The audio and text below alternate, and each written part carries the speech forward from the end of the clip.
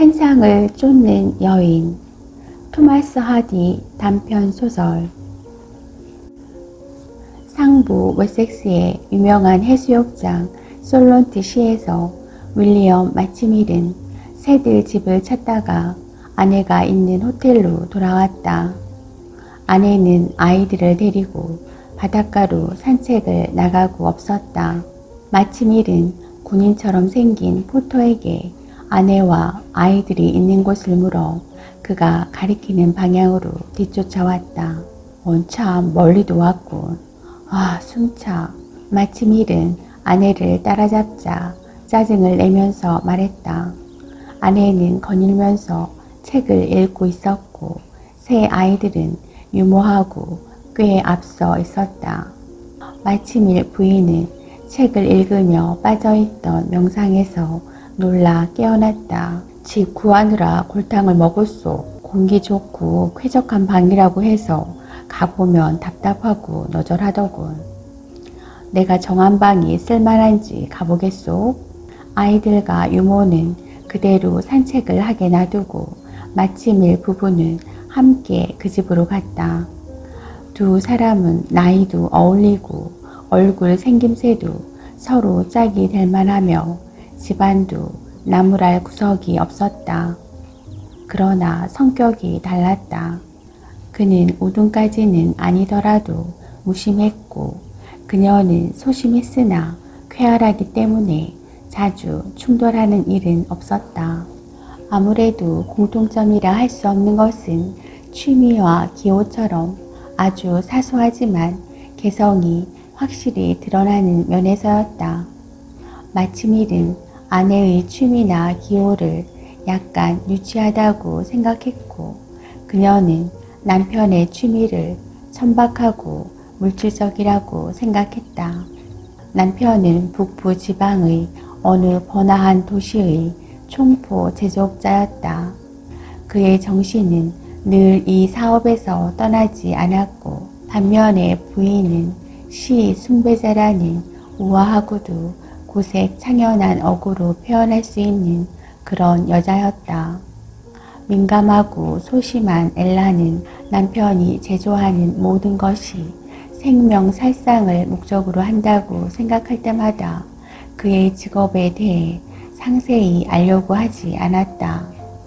그러나 그 무기 중 어떤 것은 인간이 동물에게 잔인한 것처럼 저희들보다 힘이 약한 동물에게 잔인하게 구는 무서운 해충이나 야수를 없애는 데 사용된다고 마음을 고쳐먹으면 마음의 평온을 회복할 수 있었다. 결혼 전 그의 이러한 직업이 남편으로 그를 맞는데 부적당하다고 생각해 본 일은 없었다. 그러나 윌리엄과 결혼하고 신혼여행을 다녀오고 나서야 마치 어두운 곳에서 발에 뭔가가 걸려 비틀거리는 사람처럼 자기가 얻은 것이 무엇인가 하고 의아하게 생각하였다. 엘라는 막연한 어떤 결론에 도달했다. 그 후로는 자기를 소유한 남자의 우둔함과 모자라는 품위를 가엾게 여기고 자기 자신을 불쌍히 여겼다. 그녀의 용모는 오밀조밀하고 우아했고 체격은 호리호리하며 몸가짐은 경쾌하고 오히려 민첩했다. 눈빛은 검고 신비롭게 빛났으며 윤기 있는 눈동자는 엘라 같은 영혼을 가진 사람의 특징이지만 그 눈동자의 소유주인 남자 친구나 어떤 때에는 그녀 자신이 가슴을 미어지게 하기가 일쑤였다. 남편은 키가 크고 얼굴이 길고 갈색 수염을 가졌으며 생각에 잠긴 듯한 눈동자였다. 그는 딱딱한 말투로 이야기했고 무기를 필요로 하는 세상 형편에 지극히 만족하고 있었다. 그리고 이것만은 꼭 말해둬야겠지만 아내에게는 항상 친절하고 관대했다. 남편과 아내는 자신들이 찾는 집에 도착했다. 그 집은 바다를 바라보는 테라스가 있고 바람과 소주를 막는 상록수의 조그만 정원이 전면에 있었으며 돌 층계로 현관까지 올라가도록 되어 있었다. 다른 집들보다 약간 컸기 때문에 집주인은 반드시 코버그 하우스라고 별칭을 붙여서 열심히 구별하려 들었다. 지금은 유명해져 생기가 도는 곳이지만 비바람이 페인트 칠을 거의 씻어냈기 때문에 애벌칠과 마디 자국을 지운 칠이 훤히 보였다. 마침일 부인은 위치와 집은 마음에 들지만 규모가 작아서 방을 모두 써야만 불편함이 없겠다고 말했다. 집주인은 실망한 듯 한참을 생각했다. 그러나 불행하게도 방 두 칸은 어느 독신 신사와 장기 계약을 맺고 있었다. 그 신사는 해수욕 처리 특별 방세를 내지는 않지만 1년 내내 방을 빌리고 있었고 또 무척 재미있는 선량한 젊은이라고 했다. 그래서 누가 아무리 비싼 방세를 낸다 하더라도 한 달을 새놓기 위해서 그를 내보내고 싶지는 않다는 것이다. 결국 그들은 사무원에게 다른 집을 물어볼 생각을 하면서 호텔로 돌아왔다. 그리고 호텔에 돌아와 막 차를 마시려는데 그 집 주인에게서 전화가 왔다. 그 집의 신사가 친절하게도 3, 4주일 자기 방을 내줘도 좋으니 새로 들려오는 손님을 놓치지 말라고 했다는 것이다. 퍽 친절하시군요. 그렇지만 그렇게까지 해서 그분께 불편을 끼쳐드리고 싶진 않아요. 마침일 부인이 대답했다. 집주인은 언변 좋게 말했다. 그분은 웬만한 젊은이와는 전혀 달라요. 꿈을 꾸는 듯하고 고독하고 오히려 우울한 분이지요. 제철인 지금보다도 남서풍이 문을 두드리고 바다가 퍼레이드 일대를 씻어내고 근방에 사람 그림자 하나 없을 때 더욱 이곳에 있고 싶어 한답니다. 기분 전환을 위해서 곧 건너편 언덕의 어느 별장으로 잠시 가시겠대요. 그러니 와주었으면 좋겠다는 것이다. 그래서 마침일 일가는 다음날 그 집을 얻었고 그 집은 꽤 괜찮은 것 같았다. 점심 후 마침일은 부두로 산책을 나갔다. 부인은 아이들을 모래사장으로 놀러 보내고 이것저것 살펴보았다. 그 젊은 독신자가 쓰던 뒷방은 다른 방들보다 가구가 마음에 들었다. 희귀본이라기보다는 정본이라 할 수 있는 너절한 책들이 한 구석에 아무렇게나 쌓인 것이 보였다. 이 방은 내가 쓰겠어요. 부인이 말했다. 여기 책들이 있으니까요. 그런데 떠나신 분은 책이 퍽 많은 것 같군요. 내가 좀 읽어도 괜찮겠지요, 부인? 아, 그럼요. 괜찮고 말고요. 네, 책이 많아요. 그분은 문학 방면에 종사하는 분이니까요. 시인이에요. 그리고 수입도 조금 있어요. 많은 돈은 없지만 틈틈이 시를 쓸 만한 돈은 있어요. 시인이라고요? 그런 줄은 몰랐군요. 마침일 부인은 책을 한 권 펴보았고 첫 장에 있는 책 주인의 이름을 보았다. 어머나, 저도 이 이름을 잘 알아요. 로버트 트루이. 알고 말고요. 물론 그의 시도 알지요. 그런데 우리가 바로 그분 방에 들어와 그분을 쫓아낸 셈이군요. 몇 분 후 마침일 부인은 홀로 앉아서 흥미를 느끼며 놀라운 마음으로 로버트 트루이를 생각했다. 그녀 자신의 최근 생활이 지금 느끼는 흥미를 가장 잘 설명해 줄 것이다. 두각을 나타내기 위해 애쓰는 문인의 외딸인 마침일 부인은 지난 1, 2년 동안 시를 쓰고 있었다. 고통스럽게 막혀있는 자신의 정서를 흘러나오게 하는 호젓한 통로를 마련해 보려는 노력이었다. 살림살이를 꾸려나가는 판에 박힌 반복과 평범한 아버지에게 어린애를 낳아주는 우울로 인한 정신적 침체 때문에 예전이 맑고 빛나던 정서가 점점 무디게 되는 것 같았다. 그래서 남자의 익명을 써서 투고한 시편들이 이름도 없는 여러 잡지에 발표되었고, 두 번은 꽤 유명한 잡지에도 실렸다. 두 번째 잡지에 게재될 때에는 작은 활자로 그녀 시를 아래쪽에 싣고, 위에는 큰 활자로 같은 주제에 관한 로버트 투리의 두세 편의 시가 실린 일이 있었다. 사실 두 사람의 시는 일간 신문에 보도된 비극적 사건에 감동을 받고 지은 것이었다. 편집인은 이 우연의 일치를 언급하고 두 사람의 시가 모두 탁월해서 함께 발표할 생각이 들었다고 줄을 달았다. 이런 일이 있은 후로 존 아이비라는 필명을 가진 엘라는 로버트 투리의 이름이 실린 것이면 어떤 시를 막론하고 관심을 가졌다. 트리의 시는 기교에 능하기보다는 열정이 있었고 세련된 것이라기보다는 풍요하다는 점에서 최근에 어중이 떠중이 여러 시인들의 시와는 달랐다. 그는 상징주의자도 태폐주의자도 아니었다. 인간 생활에 행운이 있는 것처럼 최악의 우연도 있음을 관조할 줄 아는 비관주의자였다. 그의 감정이 예술적인 속도를 앞지를 때도 있었다. 슬프고 가망 없는 시기심을 느끼면서도 엘라 마츠밀은 이 경쟁자의 작품을 몇 번이고 운율을 살펴 낭독해보고 모방도 해보았으나 도저히 그의 수준에 미치지 못해서 갑자기 실망에 빠지는 일도 있었다. 엘라는 최근에 다시 옛 영감이 살아나는 것을 느끼기 시작했다.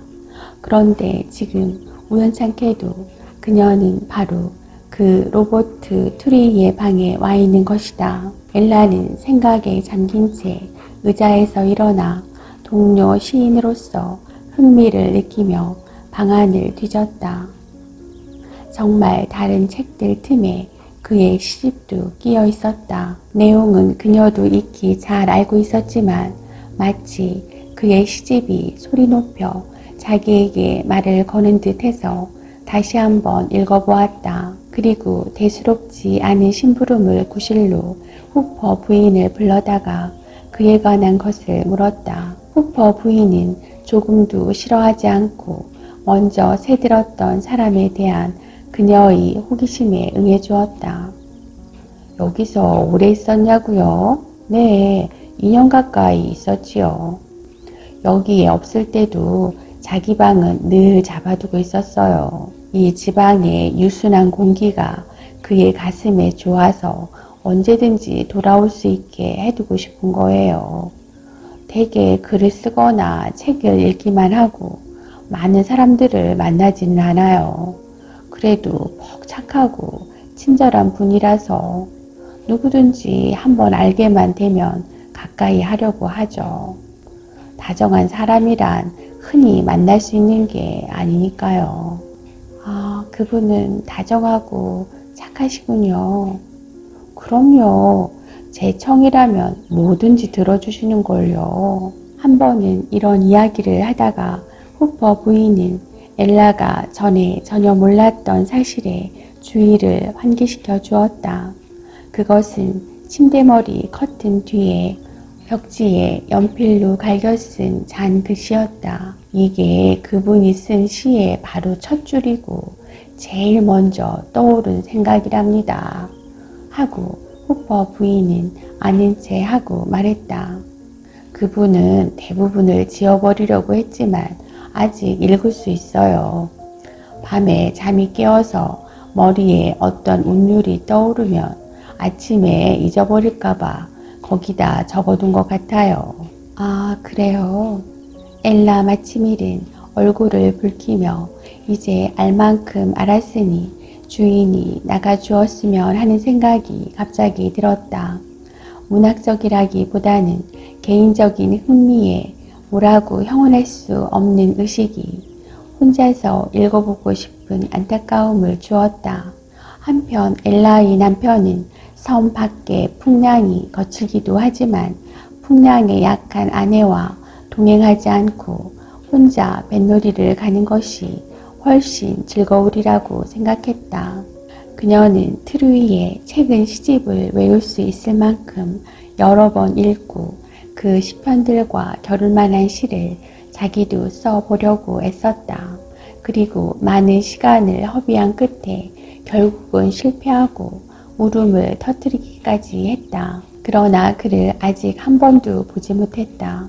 그녀는 후퍼 부인과 더 많은 이야기를 하였다. 시인에 대해 반은 애정 비슷한 감정을 품어오던 집 주인은 트루이의 이야기를 하는 것이 여간 즐겁지 않았다. 지금 막 정갈이 왔는데 내일 오후에 필요한 책을 찾으러 오시겠대요. 제가 있으면 이 방에서 책을 골라가게 해도 괜찮겠지요? 아, 그럼요.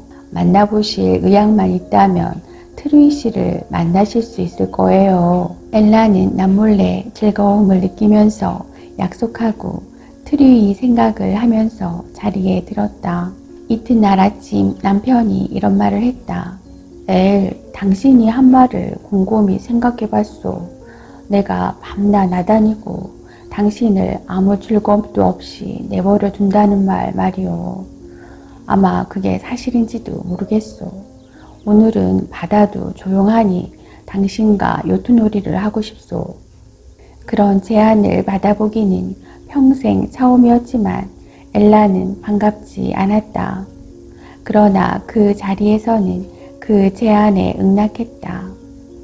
출발 시간이 다가오자 그녀는 준비를 하다가도 생각에 잠겨 우두커니 서 있곤 했다. 이제는 명백하게 사랑을 느끼게 된 그 시인을 보고 싶은 그리움이 다른 모든 것을 압도해 버린 것이다. 엘라는 남편에게 뱃놀이 가려는 생각을 바꾸었다고 말했다. 그는 상관하지 않고 혼자 가버렸다. 그날은 아이들이 해변에 나가고 없어 종일 집 안이 조용했다. 담 너머로 보이는 바다의 부드럽고 끊임없는 파도 소리에 맞춰 햇빛을 받고 있는 덧창이 흔들렸다. 여름 한철 고용해온 외국인 악단 그린 사일리지언이 연주하는 곡조가 대부분의 주민과 산책하는 사람들을 코복 하우스 근처에 끌어가 버렸다. 책들은 지금 자기가 앉아있는 방에 있는데 아무도 나타나지 않았다. 마침을 부인은 배를 눌렀다. 문간에서 누가 기다리고 있어? 엘라가 말했다. 아닙니다, 아씨. 그분은 벌써 가버린걸요. 제가 나갔었어요. 하녀가 대답했고 이내 후퍼 부인이 왔다. 트루이 씨는 못 오신다는군요. 깜빡 잊고 말씀 안 드렸는데 트루이 씨가 점심 조금 전에 쪽지를 보냈어요. 책이 필요 없게 돼서 가지러 오지 않을 테니 차 준비는 하지 않아도 된다고요. 그녀의 들떴던 조그만 가슴은 아팠고 눈에는 눈물이 가득 고였다. 아이들이 양말을 적셔가지고 엄마 앞으로 뛰어와서 놀다 온 이야기를 중얼거려도 여느 때에 반도 관심이 가지 않는 것을 느꼈다. 후퍼 부인, 저 여기 계시던 그분의 사진 혹시 있어요? 엘라는 그의 이름을 입에 올리는 것이 이상하게도 부끄러워졌다. 있고 말고요. 부인 침실에 난로 선반 위에 있는 장식 사진틀에 있죠. 그분 잘생겼나요? 그녀는 부끄러운 듯이 물었다. 글쎄요. 다른 사람들은 어떨지 모르지만 저는 그렇게 생각하는데요. 어떤 사람은 잘생겼다기보다는 강한 인상을 주는 얼굴이라고 하죠. 눈이 크고 늘 생각에 잠겨있는 듯한 분인데 시인다운 눈이에요. 몇 살이에요? 부인보다 몇 살 더 많을 거예요. 31나 2쯤 됐을걸요. 실은 엘라도 30을 몇 달 지난 나이였다. 그러나 그렇게 먹어 보이지 않았다. 그녀는 앳돼 보이기는 했지만 나이는 첫사랑보다는 마지막 사랑이 더 강할지도 모른다고 생각할 만한 때에 이르렀다. 바로 그때 전보가 왔다. 남편에게서 온 것인데 친구들과 요트로 버드머스까지 해협을 따라가게 되었다며 다음 날에야 돌아오겠다는 내용이었다. 가벼운 점심을 마치고 엘라는 해질 무렵까지 아이들과 함께 해변에 있었다. 아이들을 자리에 들게 하고 엘라는 아직 10시가 안 되었는데도 곧 침실로 들어갔다. 그녀는 강한 호기심을 충족시키기 위해서 이제 서둘러 준비했다. 책상 앞에 의자를 갖다 놓고 트리 위에 가장 감미로운 시 몇 편을 읽었다. 그런 후에야 사진틀을 불 앞으로 들고 와서 뒤를 열고 그의 사진을 꺼내 눈앞에 쳐들었다. 보기에도 인상적인 얼굴이었다. 시인은 호사스러운 아래 위 수염을 길렀고 깊숙이 눌러쓴 모자가 이마를 가리고 있었다. 아까 주인이 말하던 커다란 눈은 무한한 슬픔의 가능성을 보여주는 눈이었다. 그러나 사진으로는 잘생긴 눈썹 밑으로 상대편 얼굴에 나타나는 모든 세계를 꿰뚫어 보고 그 광경이 예시하는 것에 대해서는 조금도 기뻐하지 않는 그런 눈을 가졌다. 오래오래 사진을 바라보면서 깊은 생각에 잠긴 엘라는 두 눈에 눈물을 가득 담고 입술로 딱딱한 이나지를 더듬었다. 그리고는 발작적으로 경쾌하게 웃고 눈물을 닦았다. 남편과 새 아이를 가진 여자가 이렇게 온당치 못한 방법으로 모르는 남자에게 마음이 쏠린다는 것이 얼마나 고약한 짓인가 그녀는 생각했다. 아니, 그는 모르는 남자가 아니었다. 그녀는 그의 생각과 감정을 자기 자신을 아는 것처럼 잘 알고 있었다. 사실 그는 자기와 꼭 같은 생각과 감정을 가지고 있었고 그것은 확실히 남편에게서는 찾아볼 수 없는 그런 것이었다.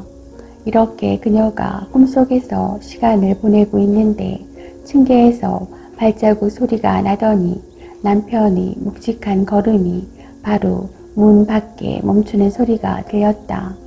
엘, 어디 있어? 무슨 생각이었는지 딱히 표현할 수는 없었으나 하여간 자기가 하고 있던 일을 남편에게 알리지 않으려는 본능적인 반발이 일어났다. 그 사진을 베개 밑에 슬쩍 감추는 순간 그는 저녁을 포식한 사람처럼 문을 활짝 열었다. 웬일로 빨리 돌아오셨어요? 그녀가 말했다. 날짜에 맞추어 돌아올 수 있는 걸 가지고 그랬다오. 그는 더 가까이 다가왔다. 눈으로 그의 동작을 쫓으면서 그녀는 사진을 몰래 더 밀어 넣어서 안 보이게 했다. 정말 몸이 불편한 건 아니오? 하고 물으면서 그는 몸을 앞으로 구부렸다. 아니에요. 그저 기분이 우울해요. 다음 날 아침 마침 일은 6시에 일어났다. 하품을 하며 그는 중얼거렸다. 머리 밑에 있는 이 딱딱한 게 대체 뭐람? 아내가 자고 있는 줄 알고 그는 머리맡을 뒤져서 뭔가 끄집어냈다. 엘라는 반쯤 뜬 눈으로 트리 위 사진을 보았다. 왜 그래요? 아내가 물었다. 어떤 놈의 사진이야? 우리 집 주인 친구겠지 뭐. 이런 게 어떻게 여기 와 있을까? 자리를 펼 때 선반에서 떨어진 거야. 어제 제가 보고 있었는데 그때 여기로 들어갔나 봐요. 아니, 당신 친구란 말이요? 유명한 시인이세요. 한 번도 보지 않았지만 우리가 들기 전에 이 방을 쓰시던 신사래요. 후퍼 부인이 사진을 보여주면서 그러더군요. 아, 그래. 난 일어나 가봐야겠군. 오늘은 일찍 돌아올 거요. 같이 못 가서 미안해. 아이들이 물에 빠지지 않도록 조심하고. 그날 엘라는 후퍼 부인에게 트루이 씨가 언제나 올 것 같냐고 물어보았다. 다음 주에 돌아와서 손님들이 떠나실 때까지 이 가까이에 있는 친구 집에 가서 계실 거예요. 여기도 꼭 찾아오실 거고요. 마침 일은 오후에 퍽 일찍 돌아왔다. 없는 동안에 온 편지들을 뜯어보더니 갑자기 가족 전부가 계획을 한 주일 앞당겨서 사흘 후에는 떠나지 않을 수 없게 되었다고 선언했다. 한 주일 더 있어도 되잖아요. 엘라는 애원했다. 난 여기가 좋아요. 그럼 저하고 아이들만 두고 가세요. 고집도 어지간하구려. 뭐 때문에 그런단 말이오. 또 데리러 와야 하고. 다 같이 돌아갑시다. 여기서는 아직도 사흘이나 남았잖소. 마지막 순간 뜻밖에도 남편은 그렇게 소원이라면, 그리고 나중에 자기가 데리러 오지 않더라도 집에 돌아올 수만 있다면 아내와 아이들이 주말까지 이곳에 체류해도 무방하다고 말했다. 그녀는 이곳에서 지낼 기간이 연장된 즐거움을 내색하지 않았다. 그리고는 다음 날 아침 마침일은 혼자 떠났다. 그러나 그 주가 다 지나도록 트루이는 나타나지 않았다. 토요일 아침 마침일가의 나머지 가족들은 그토록 그녀의 정열을 불타게 한 곳을 떠났다. 창밖에 짙푸른 수평선이 안개에서 사라지고 그와 더불어 시인이 사는 집도 사라졌다. 무거운 마음으로 책을 읽으려고 해보았으나 눈물만 흐를 뿐이었다. 마침일의 사업은 번창했고 그와 그의 가족은 커다란 새 집에 살고 있었다. 새 집은 그가 사업을 경영하는 중부 도시에서 2, 3마일 떨어진 상당히 넓은 땅에 자리 잡고 있었다. 이곳에서 엘라의 생활이란 교회 생활이 흔히 그렇듯이 어떤 계절에는 쓸쓸하기 짝이 없었다. 그래서 서정적이고 비탄조의 시를 짓는 취미에 골몰할 시간적인 여유가 충분하였다. 집에 돌아오자 곧 엘라는 애독하는 잡지 최신호에 트루이의 시가 실려있는 것을 발견했다. 그것은 그녀 가족이 솔론트 시로 피서가기 직전에 쓴 것임에 틀림없었다. 벽에 연필로 써놓은 바로 그 식구가 들어있었고 후퍼 부인이 책은 것이라고 알려주었던 그 구절이었다. 엘라는 더 참을 수 없어 충동적으로 펜을 집어들고 존 아이비라는 이름의 동료 시인으로서 축하 편지를 썼다.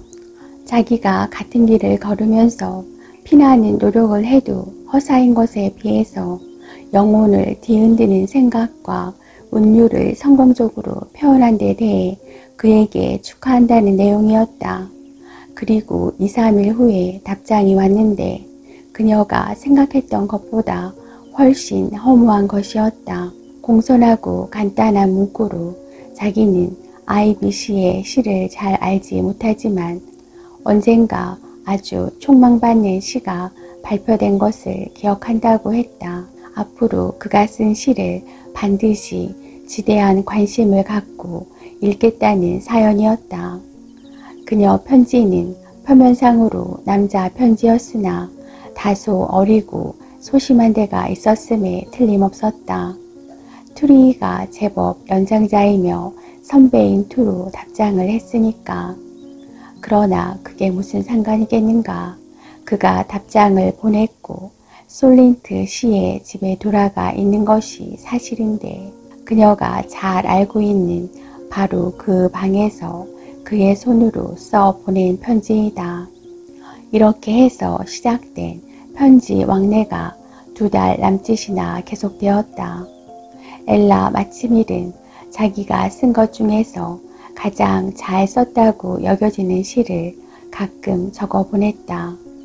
그것을 친절하게 받아주기는 하면서도 자세히 읽는다는 말은 없었다. 자기 시를 회신에 넣어 보내는 일도 없었다. 트루이가 자신을 남자인 줄 알고 답한다고 생각하니 망정이지. 그렇지 않았다면 엘라는 훨씬 마음 아파했을 것이다. 그러나 편지 왕래만으로는 만족할 수가 없었다. 마음 한구석에서 유혹하는 속삭임이 있어 그가 자기를 한번 보기만 하면 사태는 달라질 거라고 일러주었다. 그녀는 솔직히 자신이 여자라는 사실을 고백해서 사태를 바꿔보려 하였다. 그러나 다행히 우연한 기회로 그럴 필요가 없어졌다. 하루는 그들이 살고 있는 지방에서 가장 중요한 신문의 편집인인 남편 친구가 그들 부부와 저녁을 같이 했다.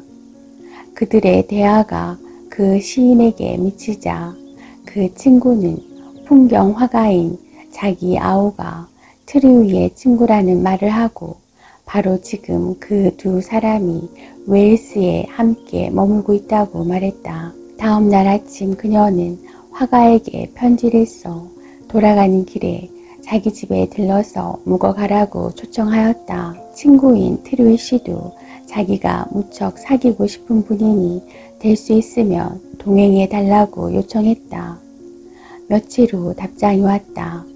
편지를 받은 자기와 트루이는 남부 지방으로 가는 길에 기꺼이 그녀의 초청에 응할 수 있음을 만족스럽게 생각하며 다음 주일에 이러이러한 날에 방문하겠다는 사연이었다. 엘라는 명랑해지고 기운이 났다. 자기 계획이 성공한 것이다. 사랑하면서도 아직 만나보지 못한 사람이 오는 것이다. 그러나 그가 와서 체류하고 식사하기 위해서는 상당한 준비가 필요했다. 그녀는 몹시 신경을 썼고 희망에 가득 차 그날 그 시간이 오기만을 고대했다. 오후 5시경 초인종 소리와 함께 편집인의 아우 음성이 현관에서 나는 것을 들었다. 그녀는 여류 시인이었지만 아니 스스로 그렇게 생각하고 있었지만 값진 옷감으로 된 유행 의상을 공들여 입는 것을 피할 만큼 숭고한 여자는 아니었다. 방문객은 응접실로 들어왔다. 엘라는 들어온 손님의 뒤를 넘겨다 보았다. 뒤따라 들어오는 사람은 없었다. 대관절 로버트 트루이는 어디 있단 말인가? 아, 미안합니다. 서로 인사말을 주고받은 후에 화가가 말했다. 트루이는 정말 묘한 친구랍니다. 마침을 부인. 오겠다더니 또 못 오겠다는군요. 배낭을 지고 몇 마일 걸어왔으니 좀 먼지를 썼거든요. 그래서 바로 가겠답니다. 그럼 그분은 안 오신 건가요? 안 옵니다. 자기 대신 사과를 해달라고 부탁하더군요. 언제 그분하고 헤어지셨나요? 엘라는 아랫입술이 무척 떨리기 시작하여 목소리가 트레몰로 같이 나왔다. 이 무시무시한 상황에서 달아나 눈이 붓도록 울고 싶었다. 지금 막 저 건너 큰 길에서요. 뭐해요? 그럼 저희 집 문 앞을 지나셨군요. 네, 우리가 문 앞까지 왔을 때. 그런데 정말 훌륭한 문이더군요. 제가 본 현대식 철문 중 세상의 것입니다. 거기까지 와서 걸음을 멈추고 잠깐 이야기를 나누었는데 그 친구는 작별 인사만 하고 그냥 가버렸어요. 사실은 지금 기분이 우울해서 아무도 만나고 싶지 않답니다. 좋은 사람이고 다정한 친구이긴 한데 가끔 마음의 안정을 잃고 우울할 때가 있지요. 어제 나온 잡지에서 무지무지한 혹평을 받았답니다. 정거장에서 우연히 그걸 읽었지요. 부인께서도 읽으셨겠죠? 아니요. 읽지 않으시길 잘했습니다. 생각해볼 가치도 없는 글이에요. 그렇지만 그는 그 글을 읽고 안정을 잃었어요. 자기가 화나는 것은 공정한 공격은 견딜 수 있지만 자기로선 논박할 수도 없고 퍼지는 것을 중지시킬 수 없는 그런 거짓말이라는 거예요. 이게 바로 트리위의 약점이지요. 그래서 여기 오고 싶지 않다는 거지요. 밖에서 보기에도 모두가 신식이고 돈 많은 집 티가 난다면서. 그렇지만 여기 왔으면 마땅히 기다리고 있다는 걸 알았어야 했을 텐데. 이 주소에서 보낸 편지를 받았다든가 하는 말은 안 하던가요? 네, 그런 말을 했어요. 존 아이비라고요. 아마 그때 여기 와 있던 부인의 일가일 거라고 하더군요. 그분이 아이비를 좋아한다든가 그런 말은 없었어요? 글쎄, 아이비라는 사람에게 그다지 흥미가 있는 것 같지는 않던데요. 그의 시도요? 그의 시도 제가 알기로는 별로. 로버트 트루이는 그녀의 집에도 시에도 그것을 쓴 사람에게도 흥미를 느끼지 않았다는 것이다. 이 자리를 빠져나오기 바쁘게 그녀는 아이들에게 달려가서 마구 키스하여 상한 감정을 씻어버리려고 애썼다. 우둔하고 순진한 풍경화가는 엘라가 원하는 사람은 트루이뿐이고 자기가 아니라는 것을 그녀의 대화에서 알아내지 못했다. 화가가 떠난 지 하루나 이틀밖에 안 된 어느 날 아침, 엘라는 혼자 2층에 앉아 금방 배달된 런던의 신문을 들여다보다가 다음과 같은 기사를 발견했다. 시인의 자살. 장래가 촉망되는 서정 시인의 한 사람으로 수년간 널리 알려진 로버트 트루이 씨는 솔런트 시에 있는 그의 숙소에서 지난 토요일 밤 권총으로 오른편 관자놀이를 쏘아 자살했다. 독자들도 기억하겠지만 트루이 씨는 최근 간행된 새로운 시집으로 종래보다 훨씬 광범위한 독자층의 주의를 끌었다. 미지의 여인에게 드리는 서정시라는 제목의 이 시집은 대개가 열정적인 시편들이며 그 시들이 미치는 감정의 비상한 폭에 대해서는 이미 본지에서 칭송을 아끼지 않은 바 있었다. 그러나 이 시집은 다른 잡지에서 맹렬하지는 않아도 신랄한 비평의 대상이 되었다.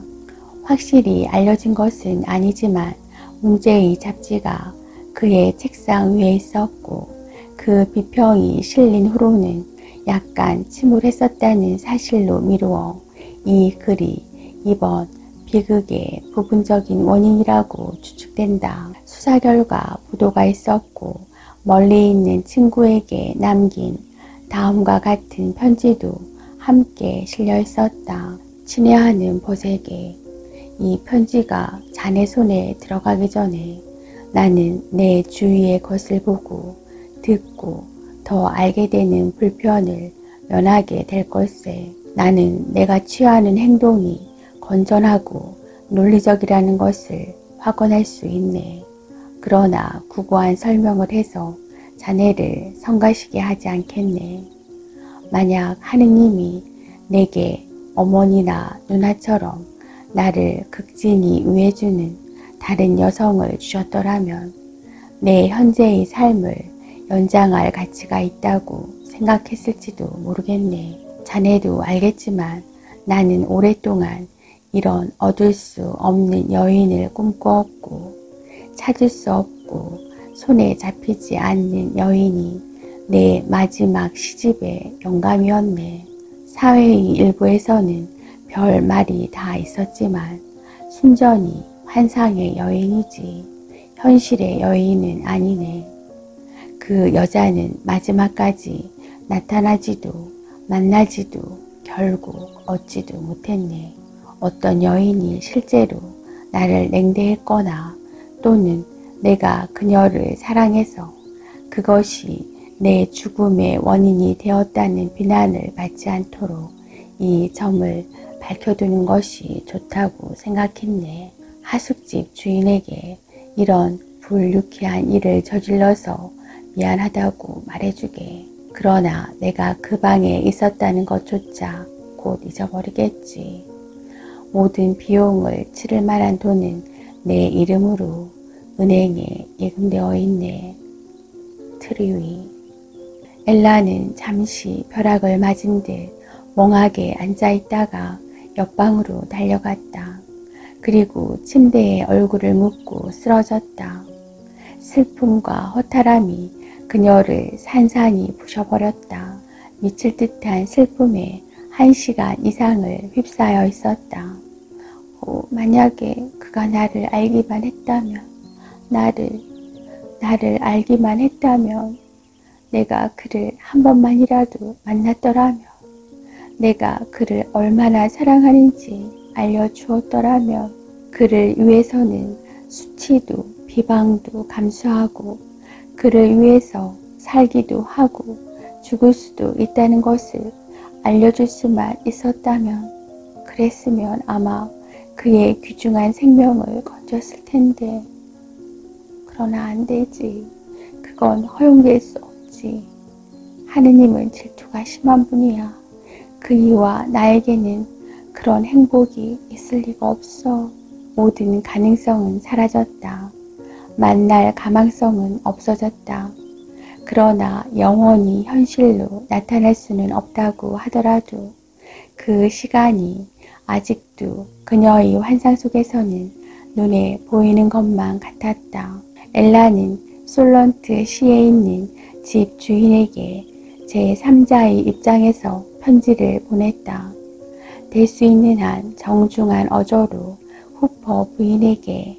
마침일 부인이 신문에서 그 시인의 죽음에 관한 기사를 읽고 그곳에 체류하는 동안 트루이 씨에게 지대한 흥미를 느꼈는지라 그의 관을 덮기 전에 그의 머리카락을 조금 얻어서 보내주었으면 한다고 썼다. 그리고 1파운드짜리 우편 어음을 동봉했다. 회신 우편으로 요청한 머리카락이 든 편지가 왔다. 엘라는 사진을 보고 울며 혼자만 쓰는 서랍에 넣었다. 머리카락은 흰 리본으로 메어 가슴에 넣고 아무도 안 보는 구석에서 가끔 꺼내서는 키스를 했다. 후퍼 부인이 머리카락과 사진을 보내면서 시인의 장례식 날짜를 알려왔던 것이다. 그래서 아침과 낮 시간이 지나감에 따라 그를 어디에다 묻는지 알고 싶은 압도적인 욕망이 이 동정심 많은 여인을 사로잡았다. 그리고 남편이나 다른 사람들이 자기의 괴상한 행동을 어떻게 생각하든 별로 상관치 않게 되었다. 오늘 오후와 저녁은 집을 비우겠고 내일 아침에 돌아오겠다는 간단한 사연을 남편에게 적어 놓았다. 이것을 책상 위에 남겨두고 하인에게 같은 말을 이루고 집을 나섰다. 마침일이 오후 일찍 귀가해 보니 하인들이 근심스러운 표정을 하고 있었다. 유모는 가만히 그를 구석으로 데리고 갔다. 그리고 지난 며칠 동안 부인의 슬픔이 너무나 커서 혹시 자살이라도 하러 간 것이 아닌지 두렵다고 말했다. 그는 가만히 생각해 보았다. 그러나 아내가 그런 짓을 하지 않으리라 생각했다. 마침일은 어디로 간다는 말은 하지 않고 다만 자기를 기다리기 위해 밤을 새우지는 말라고 일렀다. 그리고 기차역으로 달려가서 솔런트시행 기차표를 샀다. 솔런트시는 해수욕 철이 지나 거리는 쓸쓸해지고 유람 마차도 찰싹이 쌌다. 그는 묘지로 가는 길을 물어 곧 그곳으로 갔다. 문은 잠겨 있었으나 묘지 관리인은 경내에 아무도 없다며 문을 열어주었다. 그렇게 늦은 시간은 아니었지만 가을 어둠이 꽤 짙어 있었다. 관리인이 알려준 대로 그날 매장한 한두 무덤이 있는 구획으로 가는 꾸불꾸불한 길을 간신히 찾았다. 그는 풀 뿌리에 채이고 말뚝에 걸리면서 가끔 몸을 구부려 사람 모양이 보이나 살펴보았다. 새로 묻은 무덤 곁에 웅크리고 있는 형체가 보였다. 엘라는 그의 발자국 소리를 듣고 벌떡 일어났다. 엘, 이게 무슨 어리석은 짓이오? 그는 분개해서 말했다. 집을 나오다니 난 이런 일은 상상도 못했어. 그렇다고 내가 이 불행한 사나이를 질투하는 건 아니오. 그러나 결혼을 해서 이미 아이가 셋이나 되고 넷째를 곧 낳을 당신 같은 여자가 죽은 애인에게 정신을 잃는다는 건 너무나 우스운 일이오. 당신이 이 묘지에 갇혀 있었다는 걸 알기나 하오? 내가 오지 않았다면 아마 밤새도록 여기서 못 나갔을 거요. 그녀는 대답이 없었다. 나를 모욕하지 마세요, 윌. 그는 아내팔을 끌고 묘지 밖으로 나갔다. 거기서 이른 아침에 출발했다. 이런 상황은 말로는 어찌할 수 없는 것임을 느끼며 서로 말 한마디 없는 여행을 하게 되었다. 여러 달이 지나갔다. 두 사람은 감히 이 일을 화제에 올리지 않았다. 단지 엘라는 자주 슬픔과 불안한 기분에 접곤 하였다. 네 번째 해산의 고통을 겪어야 할 날이 점점 가까이 다가왔다. 그것도 분명히 엘라를 유쾌하게 하지 못했다. 이번에는 이겨낼 것 같지 않아요. 하루는 그녀가 말했다. 제가 죽으리라는 걸 확실히 느껴요. 넬리하고 프랭크하고 타이니만 아니라면 차라리 그게 좋겠죠. 당신이야 저를 대신할 여자를 곧 구하겠죠. 그녀는 슬픈 미소를 띠고 중얼거렸다. 엘, 당신은 아직도 친구라고 하는 그 시인을 생각하는 거 아니오? 그녀는 긍정도 부정도 하지 않았다. 이번에는 일어나지 못할 거예요. 왠지 그런 예감이 들어요. 정말 그 후 6주일이 지난 5월 그녀는 맥도 없고 피키도 없이 침실에 누웠다.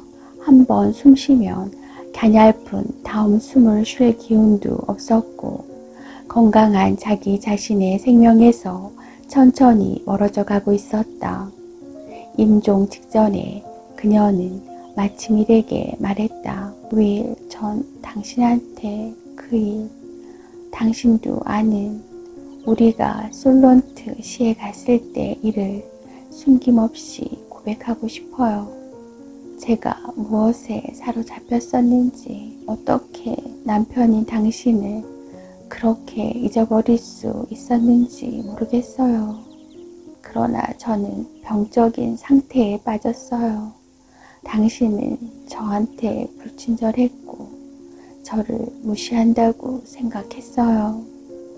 그리고 당신은 제 지적 수준에 못 미치는데 그 사람은 저와 같거나 훨씬 넘어선다고 생각했죠.